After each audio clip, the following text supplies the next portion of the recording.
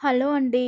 ఈ వీడియోలో ఎల్లమ్మ నోములు ఎలా జరుపుకుంటామో మేము చూపిస్తాను. ఇది మా అమ్మ వాళ్ళ ఇంట్లో అండి. ఈసారి మాకు నోములు లేవు. అందుకే ఇక్కడ చూపిస్తున్నాను. నోముకు ముందు రోజే మామిడాకులతోటి గుమ్మాలను ఇలా తోరణాలతో అలంకరించుకోవాలి. తర్వాత పువ్వులు కూడా మాలలా ముందు రోజే కుచ్చిపెట్టుకోవాలండి.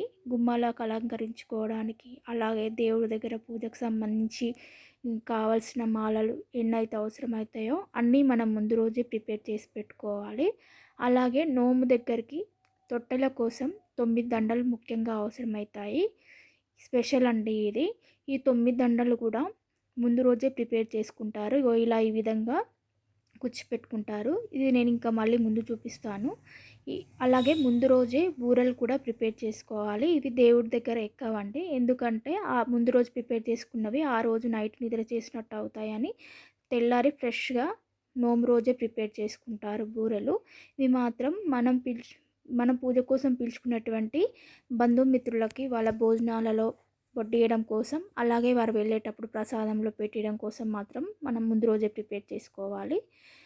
అలా ఈ బూరెలు ప్రిపేర్ చేసుకోవాలి. అలాగే నెక్స్ట్ డే పొద్దున్నే మనం ముందుగా వంటలండి. నోము దగ్గర ముఖ్యంగా వండాల్సిన వంటలు ఉంటాయి.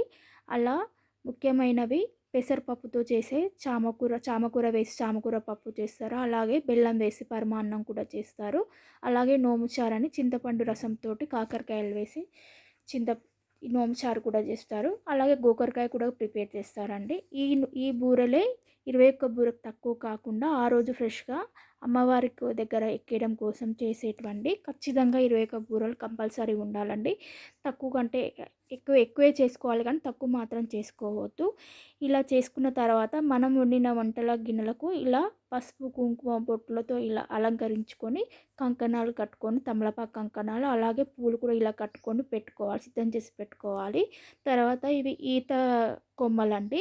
ఇవి ఇలా రింగులుగా ప్రిపేర్ చేసి మనం ఇందాక చూపించిన 9 దండలు ఉన్నాయి కదండి, ఆ 9 దండలలో ఒక దండ మధ్యలో నుంచి వచ్చేలా పెట్టి చుట్టూ మిగిలిన 8 దండలు వచ్చేలా, లోపల నుంచి ఒక రింగు బయట నుంచి ఒక రింగ్ వచ్చేలా కట్టి పెట్టుకోవాలండి. ఇది అమ్మవారికి మనం అమ్మవారి ముందల ఆకు నింపుకోవడం అంటారు.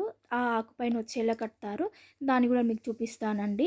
నెక్స్ట్ వ్రతం కూడా ఉంటుందండి. సత్యనారాయణ వ్రతము నోముతో పాటు ఖాళీ నోము ఒకటే ఉండదు. నోము కోసం కంటే ముందు సత్యనారాయణ వ్రతమే జరుపుతారు. సత్యనారాయణ వ్రతం కోసం కూడా అంతా సిద్ధం చేసి పెట్టుకోవాలండి. అయ్యగారు వచ్చి ఫస్ట్ వ్రతం జరుపుతారు. వ్రతం జరిపిన తర్వాతే నోము దగ్గర ఎల్లమ్మ నోము దగ్గర పూజ చేస్తారు. ఇక్కడ అంతా సిద్ధం చేసుకున్న తర్వాత ఎల్లమ్మ నోము దగ్గర అండి, ఎల్లమ్మ నోములు దొంతులు అంటారు. వీటిని నీళ్ళలో కొన్ని ఆవు పాలు ఇట్లా కలిపి శుద్ధి చేసుకొని ఇలా సున్నం రుద్దుకొని పసుపు కుంకుమలతో బొట్లు పెట్టి అలంకరించుకొని కంకణాలు, తమలపాకు కంకణాలు అలాగే ఇలా పూలు కూడా కట్టుకొని సిద్ధం చేసుకోవాలి. ఈ ముందర చూపిస్తున్నటువంటి ఆకు పచ్చి మర్రాకులతో 21 ఆకుతో కుట్టినటువంటి ఫ్రెష్గా ఆ రోజు కుట్టినటువంటి ఆకండి. ఆ ఆకులోనే ఇది ఆకు నింపుకోవడం అంటారండి. బియ్యం తర్వాత 5 రకాల పండ్లు, 21 బూర, అలాగే పోకలు, ఎండు ఖర్జూరాలు వేసి నింపుకోవాలి. అలాగే గౌరమ్మను కూడా చేసి అందులో పెట్టుకుంటారండి. దానిపైనే వచ్చేటట్టుగా పెడతారండి తొట్టెలని, 9 దండలతో చేసినటువంటి తొట్టెలని. అంతే అండి. నోము మేము ఇలా జరుపుకుంటాము. తర్వాత నైటు ఇలా క్రాకర్స్తో క్లోజ్ చేస్తాము. మీరు ఎలా జరుపుకుంటారో మీరు నాకు కామెంట్ రూపంలో చెప్పండి. అలాగే నా ఛానల్ని సబ్స్క్రైబ్ చేసుకుని వాళ్ళు సబ్స్క్రైబ్ చేసుకోండి.